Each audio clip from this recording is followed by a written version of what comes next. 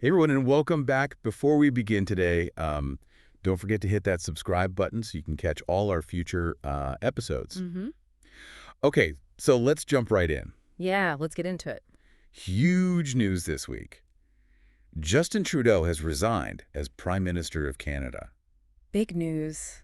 It really does feel like the end of an era, doesn't it? Yeah, I think it does, especially given, his long time in office. Yeah. So, And the political landscape is already buzzing of what comes next. absolutely. Lots of talk about, reactions from key players, predictions about the upcoming election. Oh, yeah.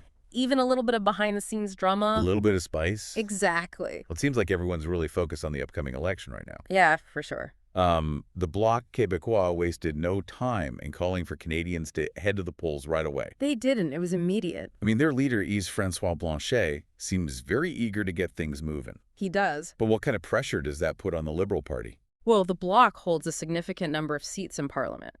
And in a minority government situation like Canada has right now, Right.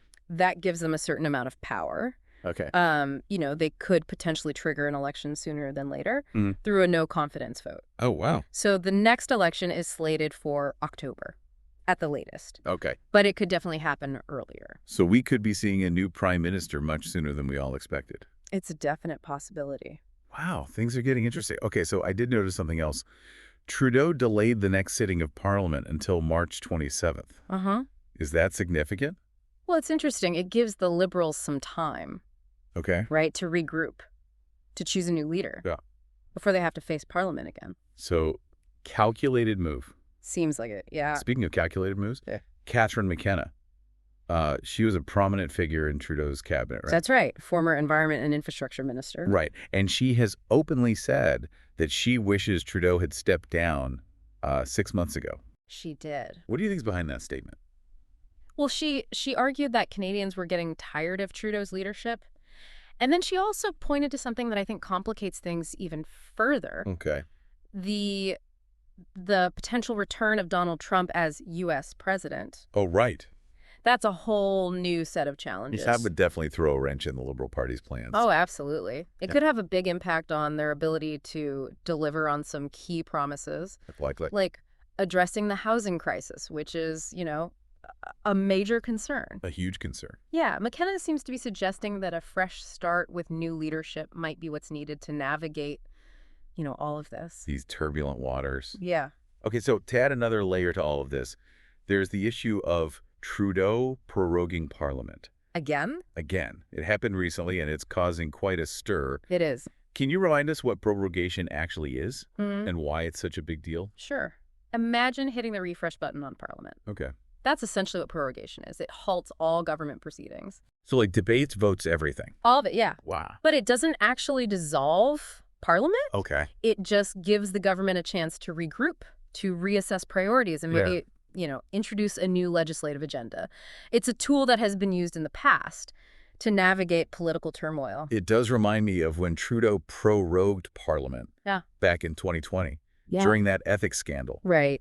And we also saw Stephen Harper use the same tactic back in 2008 to avoid a no-confidence vote. Exactly. So yeah, it's a move with a history, and it always seems to spark debate about the motivations behind it. Some people see it as a legitimate way to reset. Others see it as avoiding accountability. Okay, let's shift gears a bit and talk about all the drama surrounding Chrystia Freeland's resignation. As finance minister and one of Trudeau's close allies, her departure seems like a big turning point. It does. A lot of people see her resignation as a catalyst for Trudeau's decision to step down. Really? Yeah.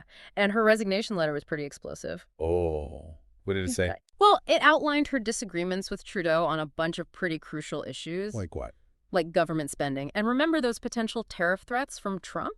Yeah. They clashed on how to handle those, too.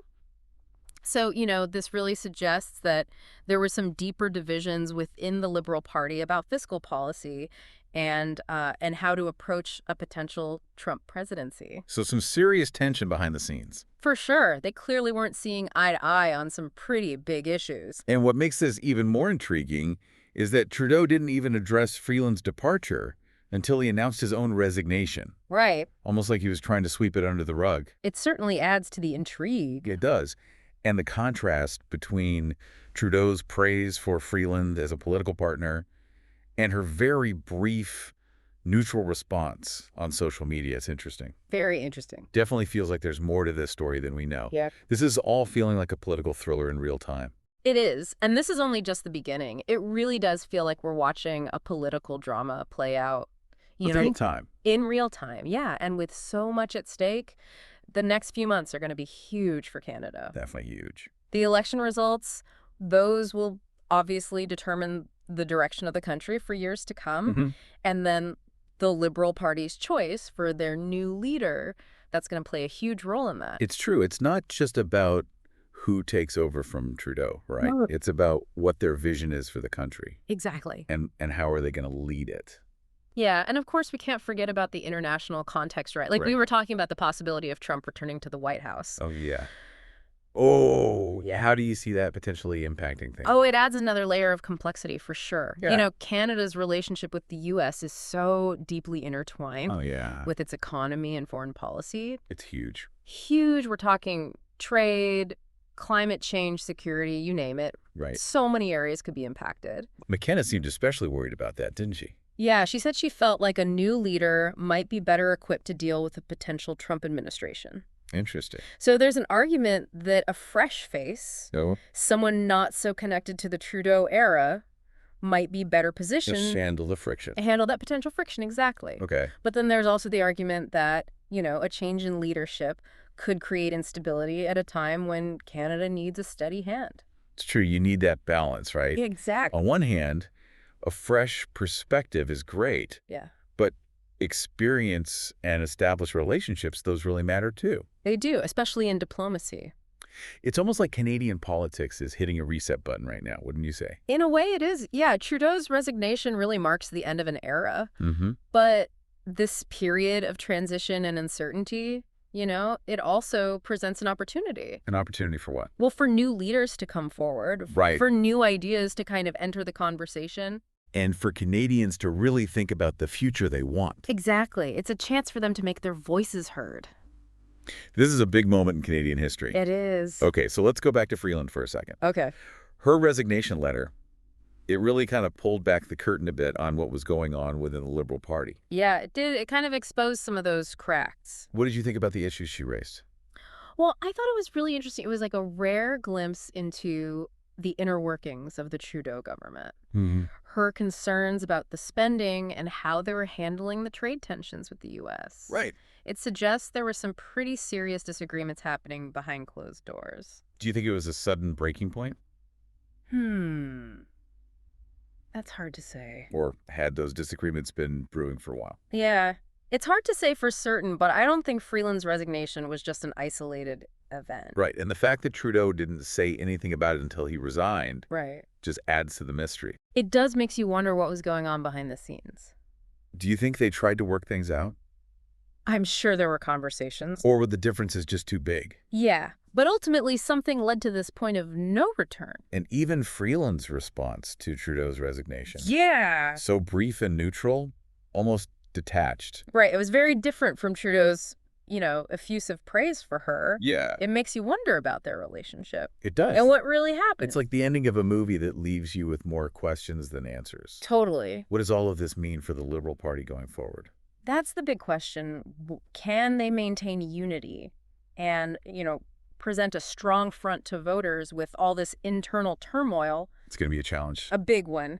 They need to choose a new leader, someone who can unite the party, address the concerns that Freeland and others raised, and offer a compelling vision for Canada's future. They have a lot of work to do. They do. They need to convince voters that they're still the best choice to lead the country. Despite all of this. Despite all of this, yeah. It's a tall order.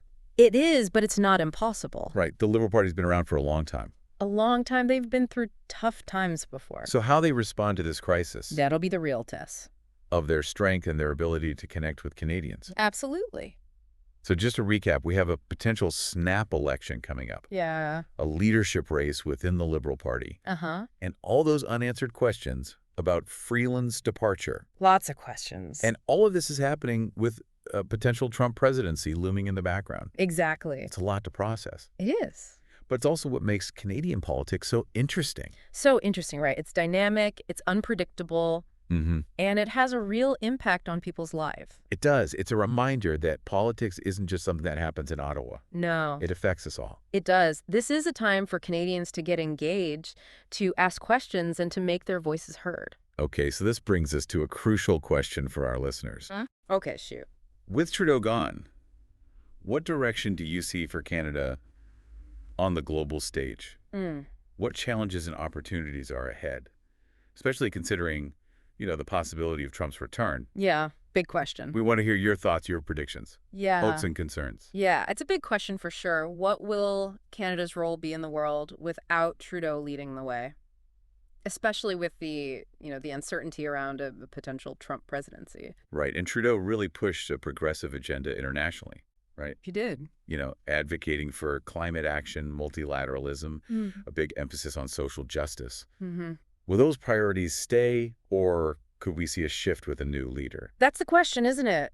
It's hard to say for sure with so many things up in the air. We have the election results, the Liberal Party choosing a new leader, and then, of course, what happens down in the U.S. Right. Like, trying to predict the weather, so many things could change the outcome. And we can't forget about the challenges Canada is facing here at home, too. No, absolutely not. The housing crisis, economic uncertainty, those issues are going to shape the political landscape as well. They will. Domestic and foreign policy, they're always connected. The next government is going to have to find that balance between addressing those internal issues and then navigating this, ever-changing global environment. It's a lot for whoever takes over. It is a lot, but it's also an exciting time to be paying attention to Canadian politics. It is. It's a time of transition, transformation, maybe even reinvention. I like that. This is where Canadians get to really decide, what kind of country they want to be moving forward. What role do they want to play on the world stage? What values do they want to focus on? It's a chance for Canadians to shape their future. Exactly. And for all of you listening out there, we want to hear from you. What do you think Trudeau's resignation means for the future of Canada? What direction do you hope to see the country take globally? What are your predictions, your concerns, your hopes for Canada in this new era? Share your thoughts with us, and let's keep this conversation going. Remember, the future isn't something that just happens to us. It's something we create. Absolutely well said. That's all the time we have for today, but the conversation doesn't end here. Keep those wheels turning, and we'll be back soon with another deep dive into a topic that matters. Thanks for listening, everyone.